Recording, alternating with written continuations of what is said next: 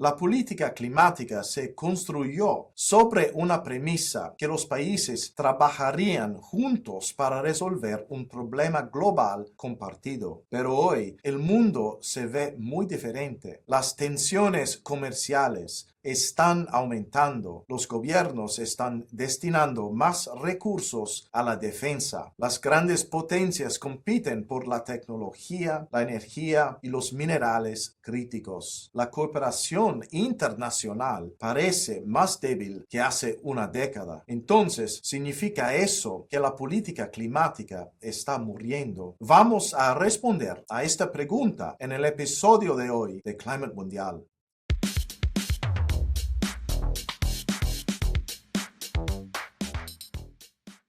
¿Está muriendo la política climática? Yo no lo creo. Permítanme explicar por qué. Lo que está llegando a su fin no es la política climática en sí, sino un modelo más antiguo de política climática que dependía en gran medida de la idea de una cooperación internacional cada vez más profunda. Está surgiendo un nuevo modelo. Los países siguen persiguiendo objetivos climáticos, pero cada vez lo hacen más desde la perspectiva de la competitividad, la política industrial, la seguridad energética y el interés nacional. Podemos verlo en los Estados Unidos, donde el apoyo a las tecnologías limpias suele justificarse en términos de manufactura y competencia estratégica. Podemos verlo en Europa, donde la política climática está cada vez más vinculada a la resiliencia industrial y la soberanía económica. Y podemos verlo también en China, donde las tecnologías de energía limpia se han convertido en una fuente de fuerza industrial y competitividad exportadora. Los mercados de carbono ofrecen otro ejemplo interesante. Muchas personas asumen que un mundo más fragmentado implicará menos comercio internacional de carbono. Sin embargo, podría ocurrir lo contrario. La Unión Europea está explorando formas de reintroducir créditos internacionales de carbono en su arquitectura climática.